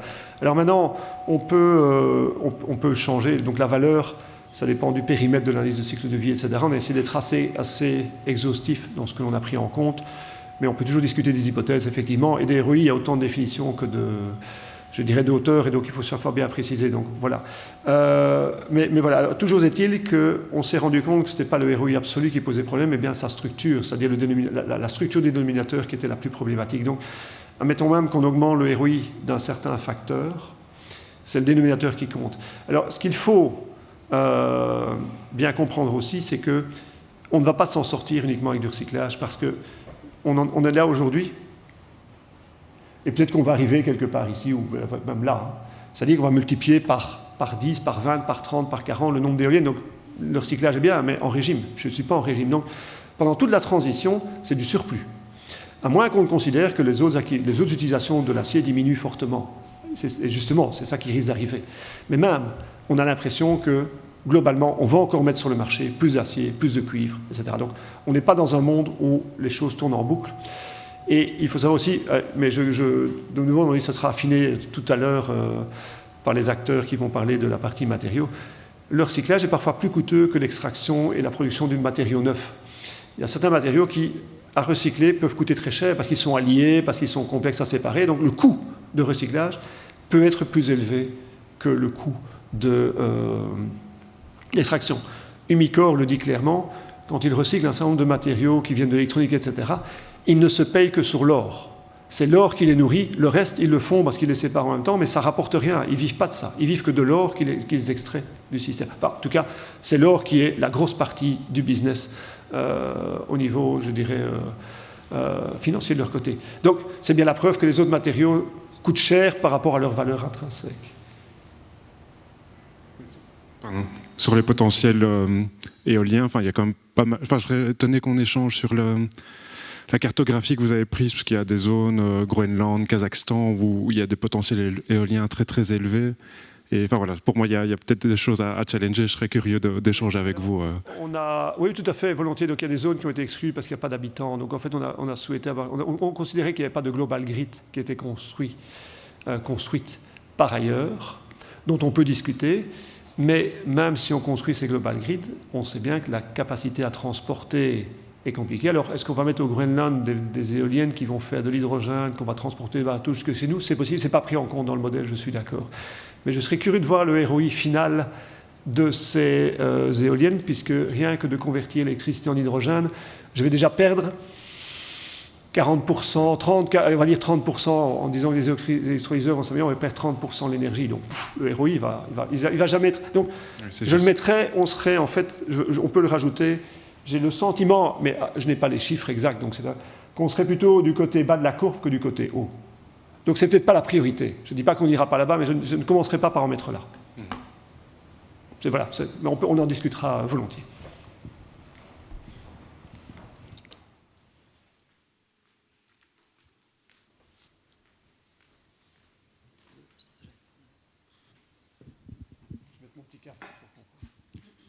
Oui, hoe je le demande. Oké. Bij het model dat je op het einde toonde, net de laatste 2 zinnen die u zei, was van we kunnen ook kijken wat er gebeurt als de vraag daalt. Dus mijn vraag dan is, op welke manier is de vraag op dit model gemodelleerd? Is dat een exogene variabele waar je scenario's volgt? Of heb je een effect van de prijs op de vraag naar energie in het model? Want je toont heel hoge inflatie op zeer korte termijn. Op welke manier impacteert dat de vraag naar energie? J'arrive au transparent. C'est pas gai de s'entendre. Donc on parle de celui-ci, qui est donc ces éléments-là. Donc c'est sur le modèle autour de cela, donc savoir comment la demande. Il y a un. Si, il y a des faits. Alors, ce qu'on garde, c'est la répartition entre énergie et biens. Donc, on estime que les gens... Alors, je sais bien que c'est très contraignant. On estime que les gens vont continuer à consommer en proportion autant d'énergie que de biens. Mais ça diminue effectivement, il y a un effet. Donc, il y a un effet sur la demande. Oui. La demande n'est pas exogène dans le modèle. Oui. La demande est exogène dans tout ce que j'ai présenté avant. Donc tout le modèle énergétique, la demande est exogène. Donc là, on dit les Belges consomment autant et consommeront autant d'ici 2050. Donc là, on a vraiment un aspect. Et on peut discuter, on travaille d'ailleurs sur des scénarios de demande inférieure et ça soulage le problème. Si je diminue fortement la demande, j'ai besoin de moins importer de fuel, etc. Il y a même un point où je ne dois plus en importer, en fait. Mais tout le monde habite dans des petites maisons, elles ne se déplacent plus. Enfin, il y a toute une série de choses qui doivent avoir des conséquences. Donc on travaille là-dessus. Dans ceux-ci, ce sont des modèles énergético-économiques, je ne sais pas comment il faut dire. Il y a des effets, il y a des boucles, etc. Donc c'est endogénéisé. Voilà. Même moi, j'ai du mal alors. Même moi, oui, j'ai du mal à ma...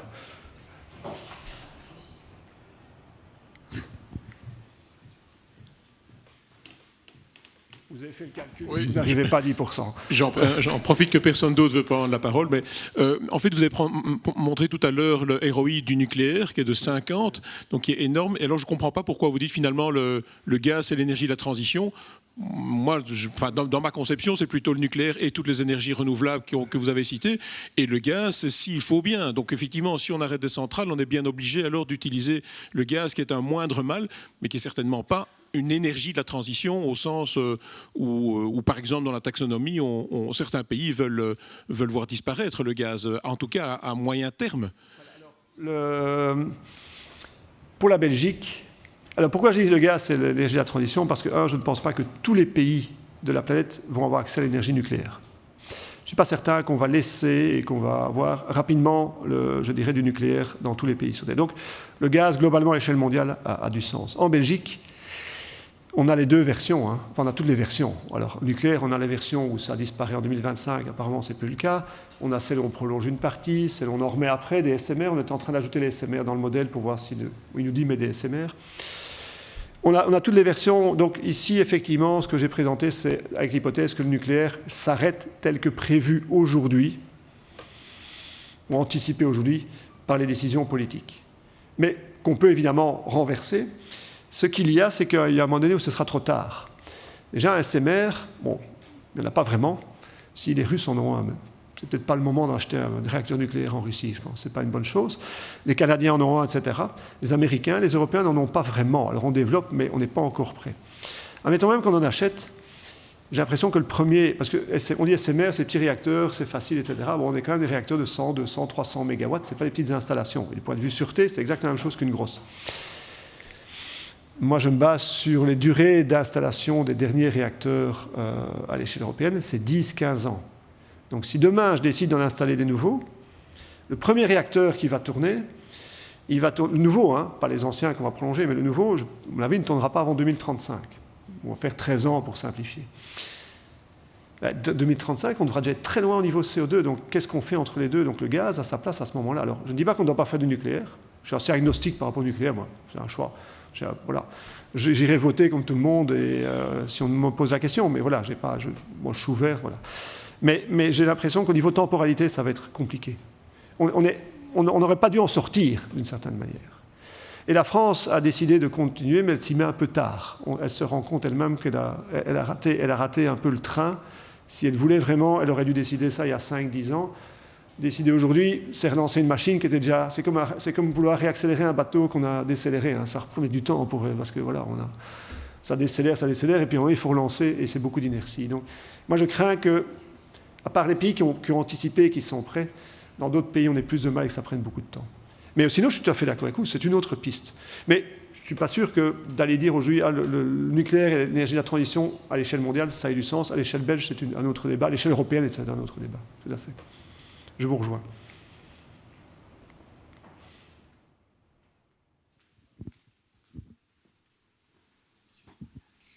Oui, bonjour, merci beaucoup pour l'exposé, super intéressant.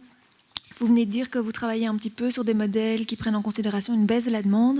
Est-ce que vous pourriez nous dire un petit peu plus sur la manière dont vous modélisez ça? Voilà, les types de demandes, le type de comportement sur lequel vous travaillez et ce vers quoi on pourrait aller. Merci. Alors, on a la demande actuelle, pour la Belgique, hein. On a la demande actuelle, et puis alors on a été chercher dans la littérature un article qui vient de l'université de Leeds, donc on l'appelle le modèle de Leeds, mais voilà, qui est en fait le minimum, une sorte de minimum qui a été imaginé pour la planète. Et donc c'est là où on réduit, c'est basé sur la consommation individuelle, et donc voilà, on dit jusqu'où peut-on descendre, tout en gardant une vie, alors je ne sais pas comment la définir, on va dire digne, etc. Donc on réduit les surfaces, on réduit la mobilité, on réduit la consommation de biens et de services, etc. Donc en fait, c'est une vision, mais c'est très radical, donc ça va très loin. Si je fais tourner le modèle de la Belgique avec cette demande-là, on s'en sort sans rien importer. Donc c'est clair, on peut s'en sortir sans rien apporter avec cette demande-là. Donc on a la demande d'aujourd'hui qu'on suppose être une sorte de maximum, on a le minimum de l'autre côté, et entre les deux, on construit en fait des scénarios intermédiaires. Alors, il n'y a pas besoin d'en faire 10, on peut faire, mais on fait des évolutions. Le seul ennui, c'est qu'on a une difficulté dans le sens où les scénarios de faible demande sont souvent des scénarios basés sur les consommations individuelles, mais ne développent pas la partie industrie, qui consomme quand même pas mal. Et donc, quel va être le niveau d'activité industrielle si je consomme très peu à l'échelle domestique? Donc, comment faire baisser l'activité industrielle pour que ce soit cohérent avec la consommation domestique? Et là, on coince un peu parce que ce n'est pas évident de savoir combien on va réduire. Et donc, y compris, par exemple, le tertiaire, etc., donc l'industrie et tertiaire. Et donc, là, dans le modèle, il n'y a pas. Donc, on doit faire des hypothèses sur une réduction de ce côté-là. Et donc, on construit comme ça des scénarios intermédiaires. Et on fait ça dans l'esprit et en se basant aussi, en regardant ce que fait Negawatt, que vous connaissez sans doute pour beaucoup d'entre vous très bien. Et donc, on se base aussi sur cette idée-là. Voilà. Mais donc, c'est une série d'éléments sur lesquels on se base. Mais c'est très difficile de dire « je vais diminuer la demande ». Donc, c'est pour ça qu'on aime bien avoir des articles scientifiques sous-jacents. Ça nous donne une base valable, si vous voulez, pour y réfléchir. Mais c'est vraiment très compliqué parce que c'est très facile dans un modèle de dire « oh ben oui, on va consommer 20% en moins ». L'affaire est faite, vous voyez. Et évidemment, le modèle est soulagé. Plus je réduis la demande, plus c'est facile. Puisque la quantité d'énergie disponible, elle ne change pas véritablement. Donc c'est un peu facile de jouer sur la demande d'une certaine manière. Donc on met moins de ci, moins là. Hop. Et donc on veut travailler là-dedans, mais je pense qu'on n'a pas la pertinence pour vraiment évaluer si c'est faisable en pratique. Notamment, par exemple, la réduction de la taille de l'habitat. En Belgique, on peut dire on va tous habiter dans une plus petite maison, mais je ne vais pas raser l'habitat pour reconstruire plus petit et mettre. Voilà, donc il y a toutes ces difficultés de l'existant, et donc c'est très difficile de travailler sur la demande. Moi, je dois avouer que je serais heureux d'avoir, si vous avez des sources, etc., complémentaires, je suis vraiment preneur. Pour moi, c'est une clé, mais c'est une clé sur laquelle j'ai du mal à travailler.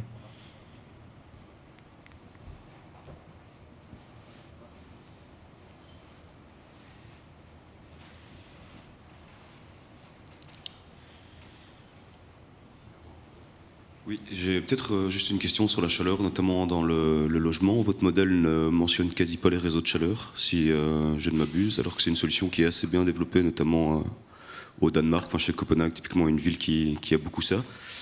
Est-ce que vous pensez que pour la Belgique, c'est pas du tout pertinent ou pourquoi est-ce que vous n'en parlez pas plus que ça? Alors, c'est parce qu'on n'a pas détaillé les technologies, donc j'ai un autre transparent, mais voilà, je n'avais pas vraiment le temps, ni de souhait, mais on peut en discuter après. Des technologies qui sont mises en œuvre par le modèle, en fait. Donc, entre la source et la consommation, il y a toute une série de technologies. Et les réseaux de chaleur sont présents. Réseaux de chaleur qui sont alimentés soit, souvent par des cogénérations. Donc il y a un lien, donc cogène, on fait électricité et chaleur. La chaleur, c'est souvent des plus grosses installations. La chaleur alors est je dirais, distribuée. Mais dans notre modèle, la Belgique, c'est un seul élément, ce qui fait qu'on peut mettre des réseaux de chaleur. Alors on a mis une proportion faisable en tenant compte de la taille des villes, etc.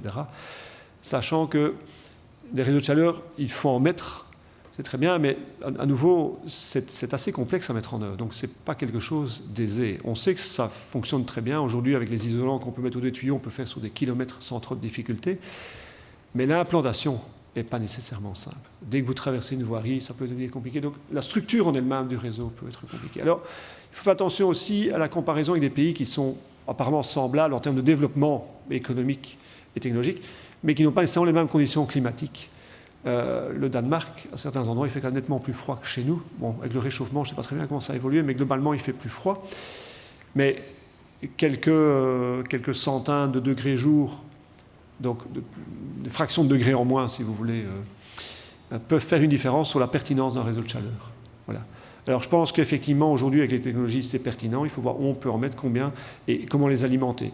Alors, donc la première, comme je le disais, c'est principalement en cogénération, et j'ai oublié de dire que dans temps en temps, c'est des pompes à chaleur centralisées qui le font. Uniquement en pompe à chaleur. Mais je suis tout à fait d'accord avec vous, c'est à développer.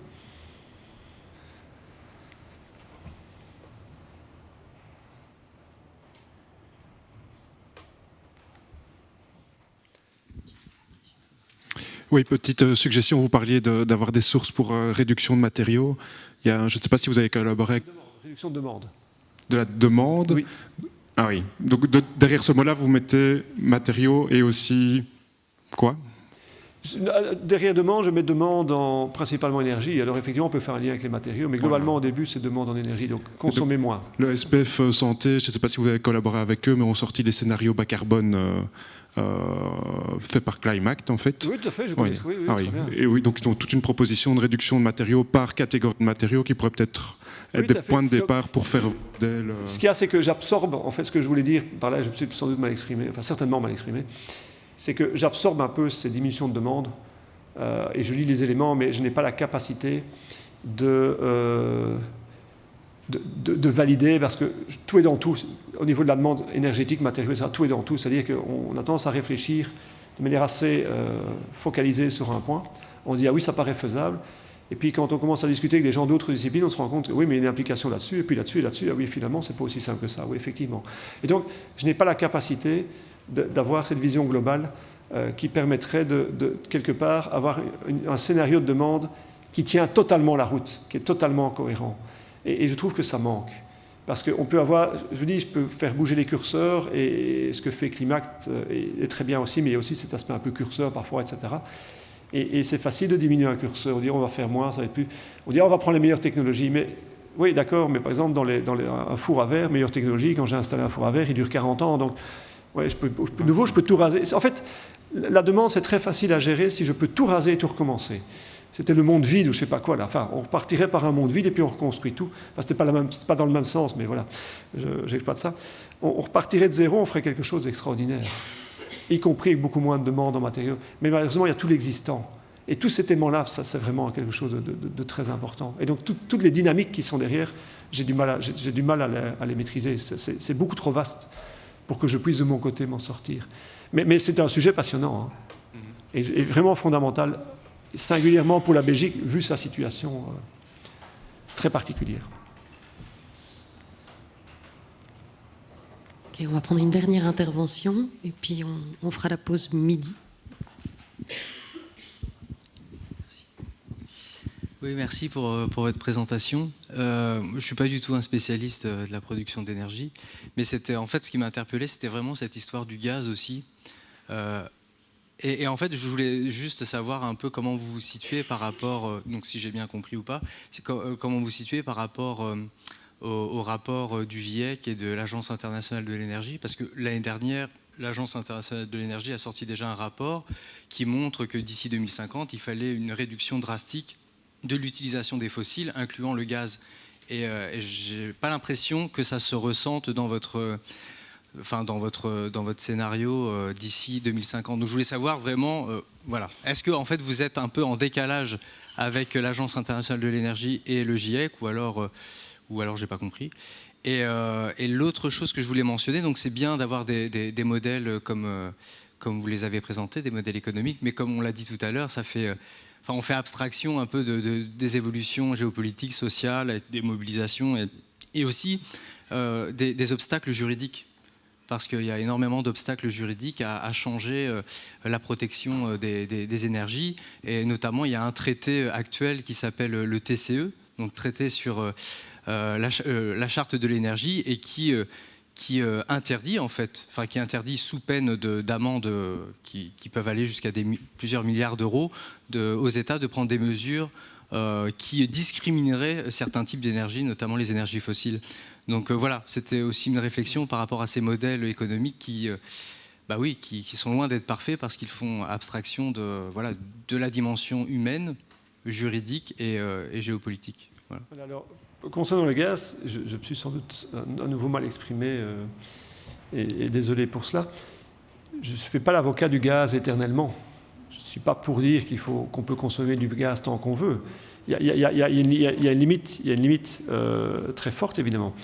Et il est clair que ce soit pour le gaz, pour le pétrole ou le charbon, on va devoir en laisser pas mal dans le sol si on veut rencontrer les objectifs climatiques. Donc, mon message, c'est qu'effectivement, on doit limiter au maximum.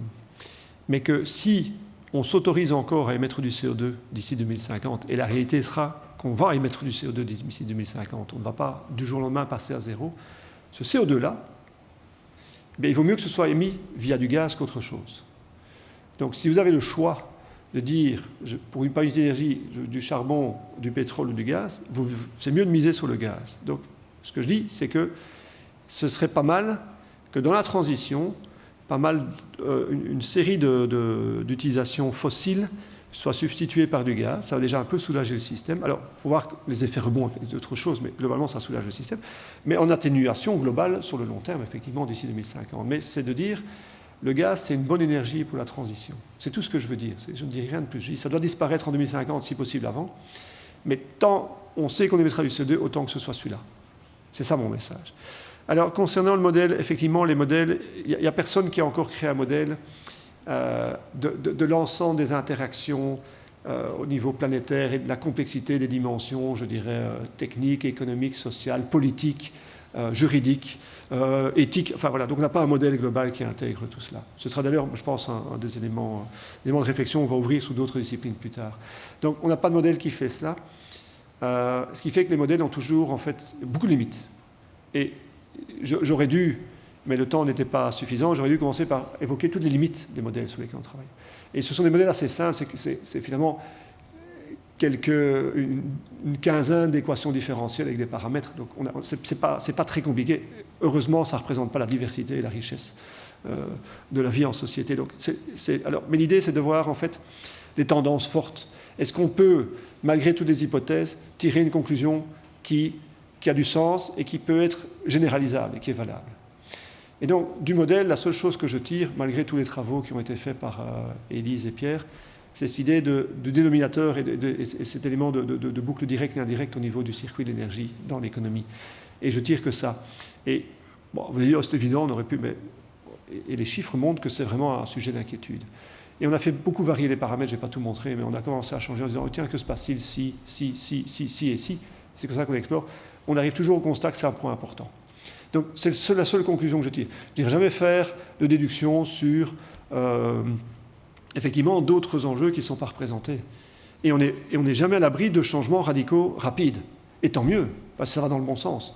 Qui sait ce qu'on fera en 2025, voire 2030? Il y aura peut-être globalement une prise de conscience très forte parce qu'il y aura un événement majeur qui aura suscité et puis on va arriver à quelque chose qui va dans le bon sens et qui mettra par terre tout ce qu'on a fait ici. Si ça va dans le bon sens, tant mieux. Donc les modèles servent juste à un petit peu nous aider et à réfléchir en fait. Ça alimente la réflexion. C'est certainement pas ce qui sera c'est plutôt vraiment pour réfléchir. C'est la limite, et j'en suis bien conscient. Et j'aurais peut-être dû prendre plus de précautions oratoires avant de montrer ces résultats-là. Ben, merci beaucoup Hervé Jambard pour votre présentation fort éclairante. Je propose qu'on clôture ici et qu'on fasse la pause midi, la pause déjeuner. Il y a des sandwichs qui vous attendent, donc prenez le temps. Prenez le temps des discussions aussi. Et puis on se retrouvera. Alors on va un peu écourter la pause midi si ça ne vous dérange pas. On va reprendre vers 13h15, 20. Profitez pleinement de ces quelques minutes.